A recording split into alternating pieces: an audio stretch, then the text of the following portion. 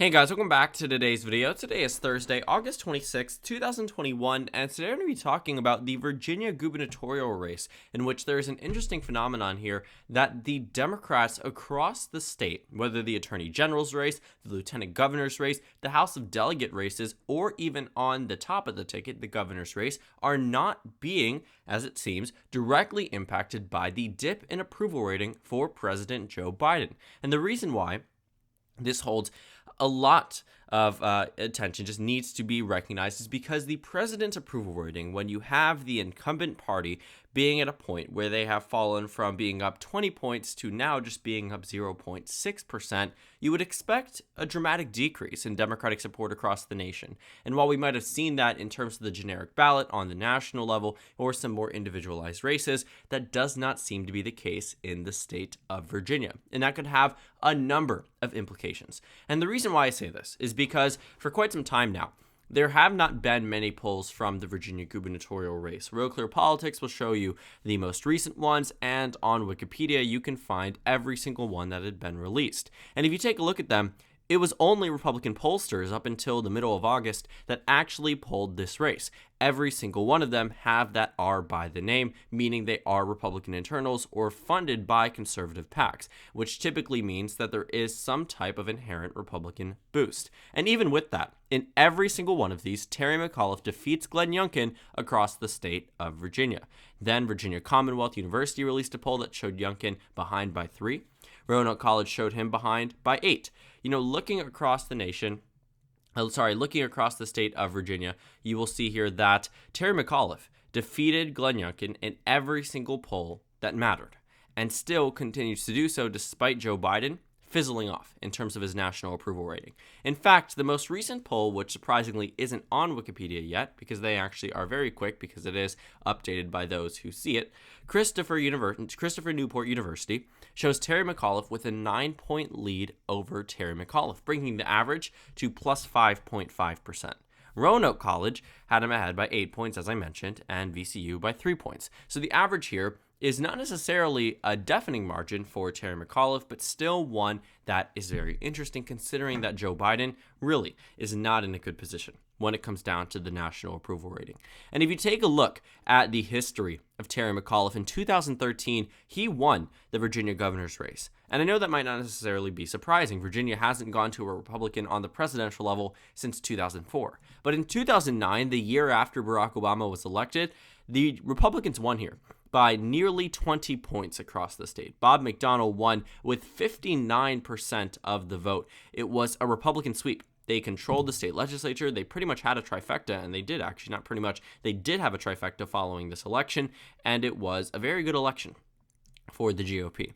So 2013 was, in many regards, expected to be the same way. Terry McAuliffe was expected to be in this position where Republicans were going to have revitalized energy, especially in a state such as Virginia that only went to Obama by around 3.9%, which means that Obama didn't exactly have this heavy margin to fall back on the same way Democrats do in this election, yet Terry McAuliffe was still able to win. And Terry McAuliffe is actually the only Democrat in the 21st century, and possibly beyond that was able to win despite their party being the incumbent party in the White House. Typically speaking, Virginia reacts in the same way that normal midterms do, except it's a year ahead. It will vote in the opposite direction of whoever is in the White House, largely due to approval rating. And Terry McAuliffe also was lucky in that regard, because if you take a look at the approval rating of President Obama, let's go ahead and just focus on the final months of 2013. Take a look here. I mean, since from the middle of 2013,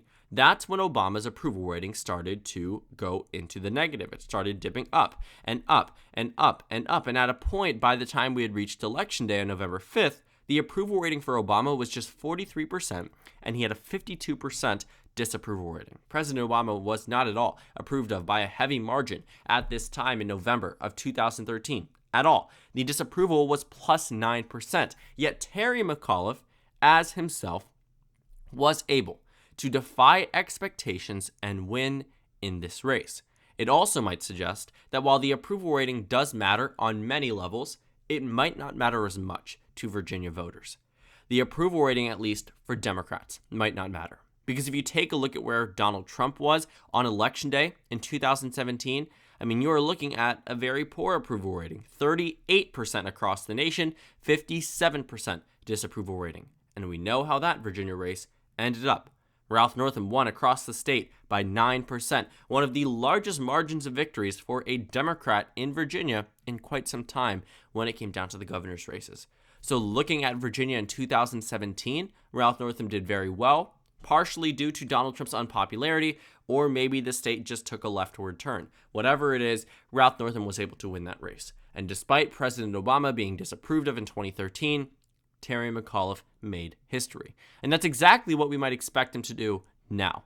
Looking at his lead over Glenn Youngkin, nothing seems to be working right for Glenn Youngkin. I pointed this out earlier on in the race, right around the time of the Republican convention in the state of Virginia, that Youngkin actually had a chance at winning this race. And I'm not going to say he doesn't at all have a chance at this point, but that it would take a very swift and effective change across the state of Virginia in order to sway that many voters in the rightward direction.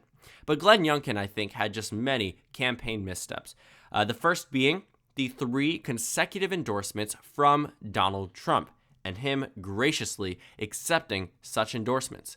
When Donald Trump pulls out rhetoric such as "Make Virginia Great Again," that scares voters in this state. Glenn Youngkin was chosen and the primary rules were changed to prevent that from happening, yet he fed right into it.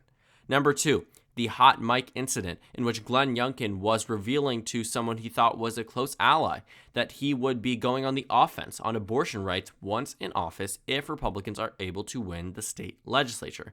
Now that's something that made Virginia voters angry. It was also something that the Democratic Party used in terms of ammunition against the GOP.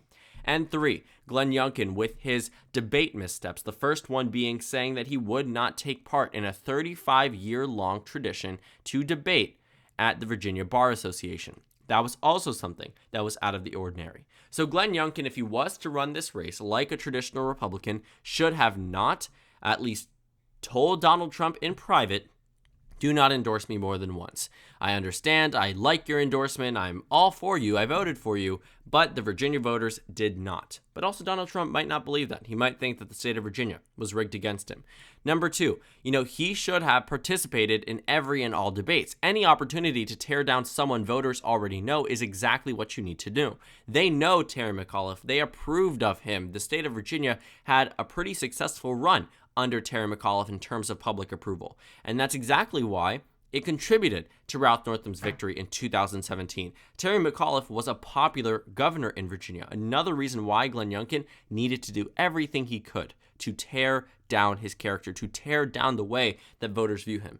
And denying an opportunity to debate him just makes it look like you are afraid or just simply don't know what to do when it comes down to this Virginia race. That denial of the debate came as a result of the moderator donating to the Clinton-Bush Foundation for the earthquake in Haiti, which was not at all a political type of event whatsoever, but it was that Clinton-Bush Foundation donation that was turning Youngkin away from the debate. But also, it was right after the incident about the comments on abortion. So all in all, Glenn Youngkin just had many campaign missteps that put him in this position where now even President Biden can't drag down Terry McAuliffe. It's going to take a lot more to get rid of Terry McAuliffe. He has had a pretty strong history in this state. And Virginia polls are a little wonky, though. I will say that last time Terry McAuliffe decided to run for governor, that he was expected to win by 6.7%, won by 2.5%. That's a swing of 4.2%. You swing these results by 4.2%, Terry McAuliffe still wins the race. But in 2017, Ralph Northam was expected to win by 3.3%, ended up winning by 8.9%. By no means was a true toss-up, was a swing state, sure. Could have been closer. If it was 6-7 points, maybe you could say toss-up, considering that the swing here in terms of the polls was a very significant one at that. It was a 5.6% swing. But just looking at the polls in Virginia, sometimes they're right, sometimes they're wrong. When it came down to the presidential race in 2020, they said Biden would win by 11. He won by 10. So they can be right. Sometimes they are not so right. But all in all, the averages can be swung up and down towards the left, towards the right. Point being, no matter how you swing this Virginia governor's race in 2021, Terry McAuliffe still wins. Whether you take the 2013 swing towards the right, whether you take the 2017 swing towards the left, obviously that would benefit Terry McAuliffe. But all in all, what I see here is that McAuliffe just simply is able to do well in this race, regardless of where Joe Biden stands on the presidential level. And a lot of it actually might have to do with what went on in Virginia in the 2020 election.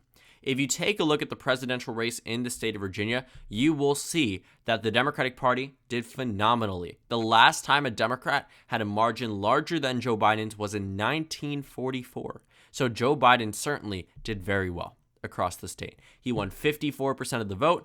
Donald Trump received 44% of the vote. Joe Biden defeated Donald Trump by over 10 points. And Virginia used to be one of the closest swing states, but that Northern Virginia region has been driving the state towards the left. You have Northern Virginia, you have Virginia Beach area, that southern area. You also have Richmond. You have pockets across the state of Virginia that seem to be just moving the state towards the left tremendously by very large margins. And that's what's happening here.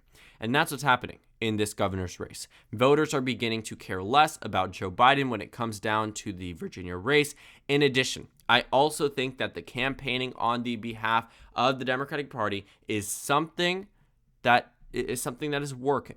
What the Virginia Democratic Party has tied to Glenn Youngkin has made sure that voters know that he has been endorsed by Donald Trump. Not once, not twice, but 3 times. There have been countless ads tying together Glenn Youngkin to Donald Trump. Republicans are being referred to as Trump-Youngkin Republicans by the Virginia Democratic Party. And when voters that rejected Donald Trump by an astounding margin for the largest in half a century, larger and more than that actually, when it came down to Virginia, they are not going to be inclined to vote for someone so closely associated with Donald Trump. And while that rhetoric, obviously would have been utilized regardless of how Youngkin treated Trump's endorsement or not, it is much more effective, and I mean much more effective, when you start to see Donald Trump send out routine endorsements. It's much more effective when you see Glenn Youngkin go onto Fox News and say he graciously accepts this endorsement. What Glenn Youngkin is doing is giving the Democratic Party ammunition, and they are throwing every and anything at him. They are not letting anything let up because they know that Virginia could be the Republican Party's first chance at pushing back on the Democratic Party, but they are not going to let them get there. And when you take a look at just the electoral history of Virginia, one person has defied this expectation of the incumbent party losing the Virginia governor's race, and it was Terry McAuliffe in 2013. So when you take a look at these numbers, am I surprised? A little bit that Terry McAuliffe can still maintain a 9-point lead around the same time period where Joe Biden was only up 2-3 points nationally speaking. But then again, you have to understand Virginia is around 5 to 6 points more more Democratic than the rest of the nation. So you can expect that the approval rating is probably higher in Virginia. But point being that, what's happening in Virginia is that Democrats all across the ballot, governor's race, 9-point lead, lieutenant governor's race, 10-point lead, attorney general's race, 12-point lead, House of Delegates generic ballot, 7-point lead. Everywhere you look, the Democrats do well in the state of Virginia, regardless of how Joe Biden is being viewed. Whether this is just a blip, whether this is just Virginia, the electorate being weird, and maybe it will revert back to standard American politics where the president's approval rating matters more than anything, or Virginia voters are just so Democratic at this point, because back in 2016, you were talking about a 5-point margin, which has been doubled now, right? So the approval rating might have mattered more then than it does now. But Joe Biden, in terms of his approval rating and what the Democrats are seeing in terms of their numbers, these are good signs for them. Because not only does it suggest that Virginia voters might not care much about Joe Biden when it comes down to voting for the governorship, but it also might suggest that other states might feel the same way, and we just haven't seen them polled yet. some swing states might be in a position where they will still vote for a Democrat, even if Joe Biden's approval rating ends up in the negative the same way it did for President Obama in 2013. That is a possible scenario for the Democrats if Virginia ends up this way. But obviously, Virginia is not representative of all the swing states across the nation. In fact, it's one of the more Democratic states in terms of the swing state column itself. So it's not necessarily fair to try to say that Virginia will be like other states, but there is always that possibility that some states really won't care about how much Joe Biden is approved of, won't care about Joe Biden at all when it comes down to some of these more individualized races. Also, a governor's race makes more sense in terms of the lack of voters that care, but it's just interesting to see that Terry McAuliffe can take 8-9 point leads upon the same time period where Joe Biden is falling out of public favor. But it's very clear here that while Biden might be falling out of favor, Virginia Democrats are not. So thank you guys so much for watching this video. Make sure to comment down suggestions below. Subscribe on the left if you haven't already, and check out the Instagram and Twitter. At the bottom left of the screen, there's also a Discord server for you to go ahead and join. On the screen, there's a video you can watch, and then a playlist for my 2021 election analysis videos. Again, thank you guys so much for watching, and I will see you all later today.